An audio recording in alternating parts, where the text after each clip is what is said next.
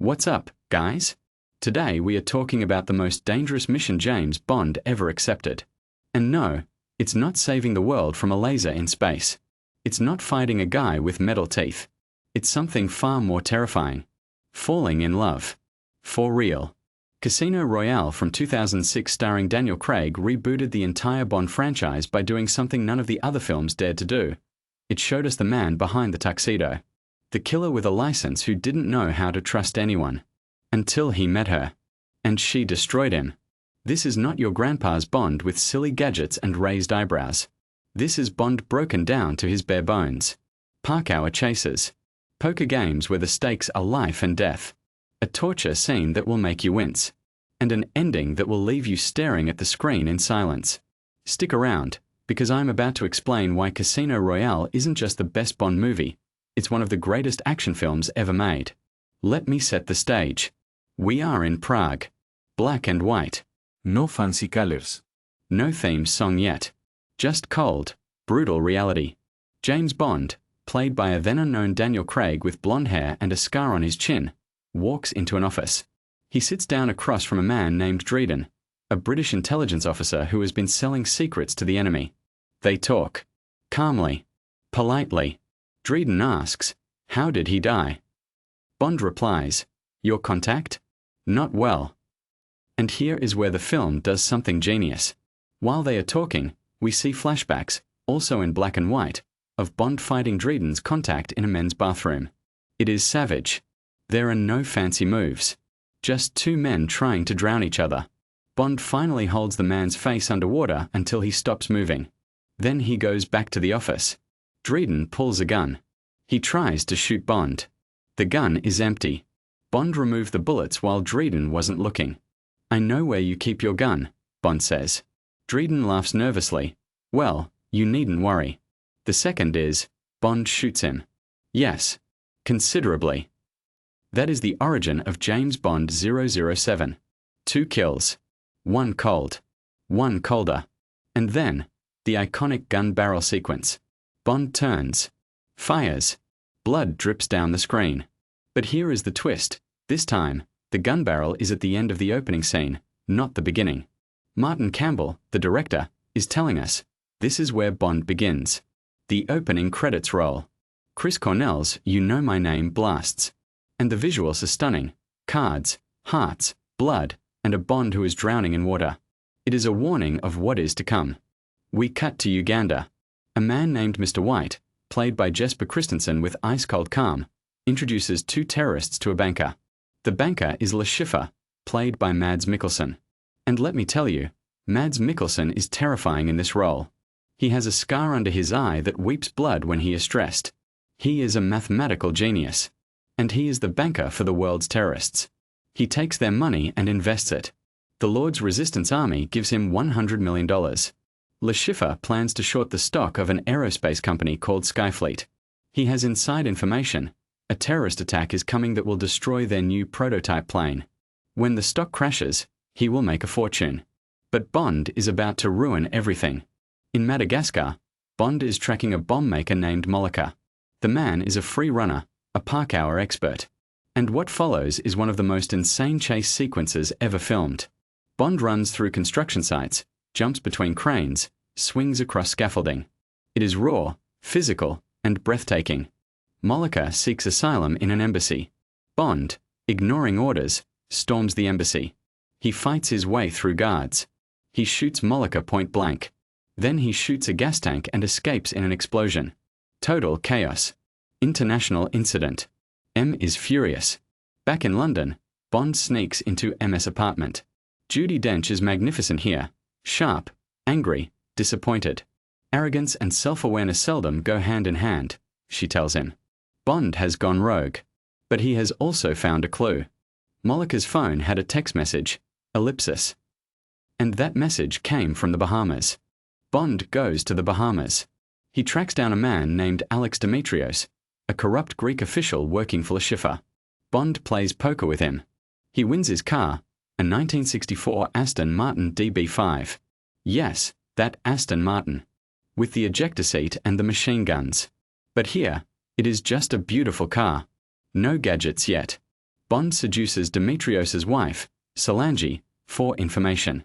She tells him Demetrios is going to Miami. Miami, the airport.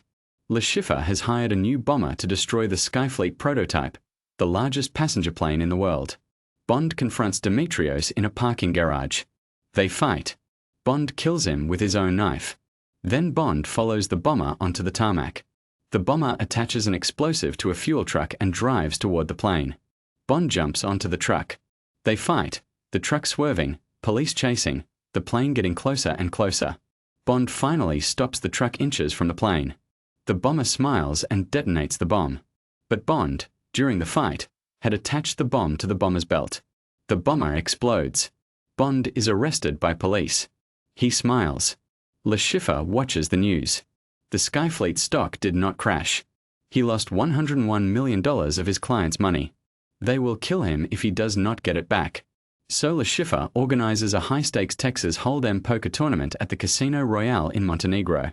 The buy-in, $10 million per player. The winner takes $150 million. Le Chiffre plans to win his money back. M sends Bond to the tournament. She pairs him with Vesper Lynd, played by the luminous Eva Green, a treasury agent who is there to watch the government's $10 million. Vesper is sharp, sarcastic, and she does not trust Bond. On the train to Montenegro, they have one of the best dialogues in Bond history. Vesper guesses everything about him. You went to Oxford or Cambridge but not on a scholarship. You had a rough childhood. You are orphaned. Bond is stunned. She has seen through him. They arrive in Montenegro. Bond's contact is René Mathis, a friendly Italian agent played by Giancarlo Giannini. And Felix Leiter, a CIA agent played by Jeffrey Wright, is also at the tournament. The stage is set. The poker game begins. Bond and Le Chiffre sit across from each other. The tension is unbearable. Bond studies Le Chiffre's tells. He discovers that Le Chiffre touches his scarred eye when he is bluffing. Bond wins big hands. But Le Chiffre is smart. He adapts. During a break, Bond follows Le Chiffre to his room.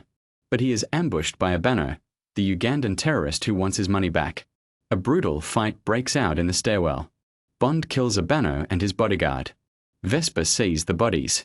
She is shaken. Back in their room, she sits fully clothed under the shower. Bond holds her.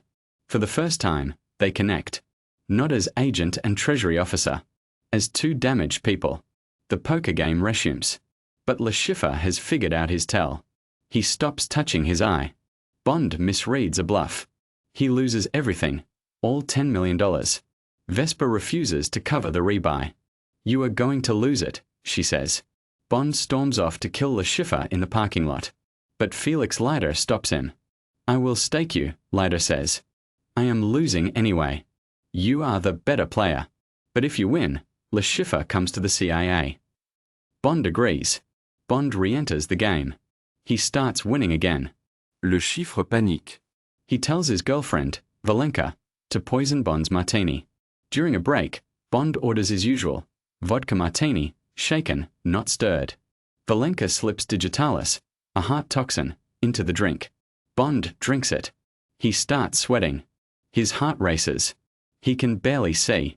He stumbles to his Aston Martin in the parking lot. There is a medical kit in the glove compartment. A defibrillator. He calls MI6 for instructions.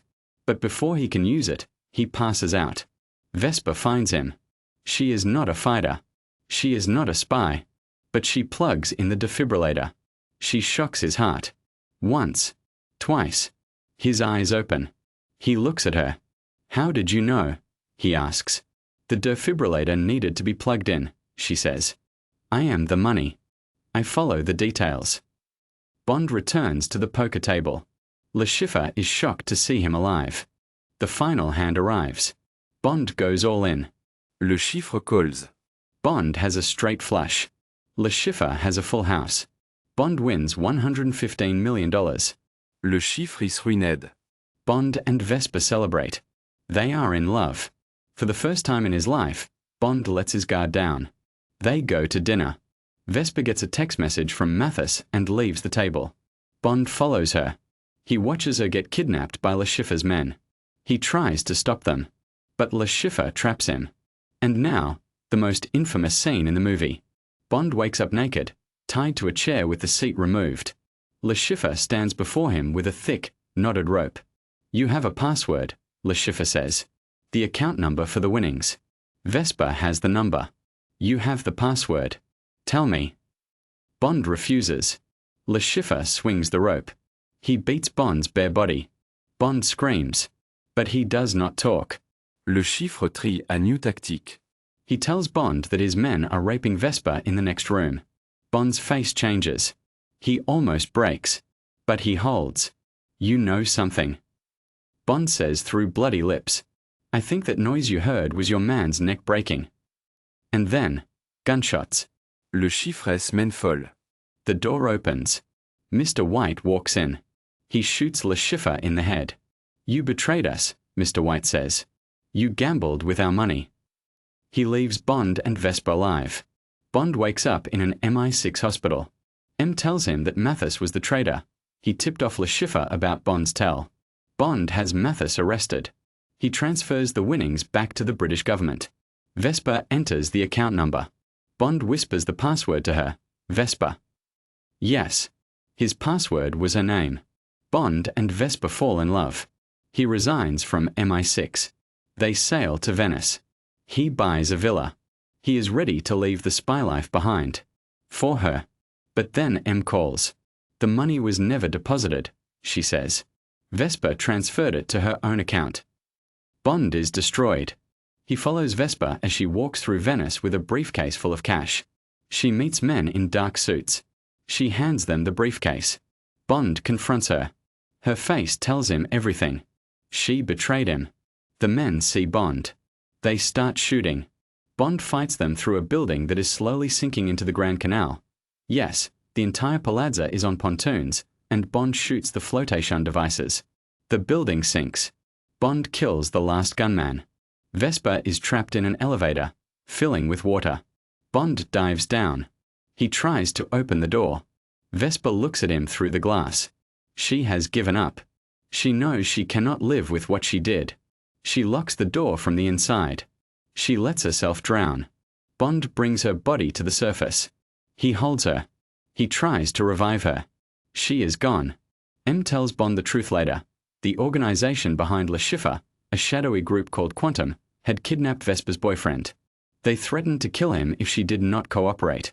She became a double agent to save him. But in the end, she fell in love with Bond. She made a deal with Mr. White, the money for Bond's life. She traded everything to keep him alive. Bond stands in MS office. The job is done, he says. And the bitch is dead. M looks at him. She knows he is lying. She knows he is in agony. But Bond has learned his lesson. Trust no one. Love is a weakness. He finds Vesper's phone. It has one saved number. Mr. White. Bond tracks him to a villa on Lake Como. Mr. White gets out of his car. Bond shoots him in the leg from a distance. Mr. White falls. He crawls toward the house. Bond walks up behind him. He points a gun at Mr. White's head. And for the first time in the entire film, 144 minutes, he says the words, the name's Bond. James Bond. Cut to black. Casino Royale is not just an action movie. It is a tragedy. It is the story of how a man becomes a machine. Bond starts the film as a blunt instrument, a killer who follows orders. He learns to love. He learns to trust. And then that love is ripped away from him by betrayal and death. By the end, he is not the same man. He is colder, harder. He is the Bond we know from the old movies. But now we understand why. Every smirk, every raised eyebrow, every casual one-liner, it is armor. It is protection against ever feeling that pain again. Daniel Craig is phenomenal. He brings physicality, vulnerability, and raw emotion to a role that had become a cartoon. Eva Green is haunting as Vesper, smart, damaged, and ultimately tragic. Mads Mikkelsen is a villain for the ages, not a monster with a laser, but a desperate man trying to survive. The action is grounded. The park hour chase in Madagascar is real. The airport sequence is practical. The Venice sinking building was a real set on a hydraulic platform. Director Martin Campbell, who also rebooted Bond with GoldenEye, proved that you can have spectacle without CGI nonsense. So here is my question for you in the comments. Did Vesper really love Bond, or was it all part of her cover? And did Bond ever truly recover from losing her? Let me know. If you enjoyed this recap, smash that like button. Subscribe for more deep dives into action movie classics. And I will see you in the next video, where we talk about why Quantum of Solace is actually better than you remember. Peace.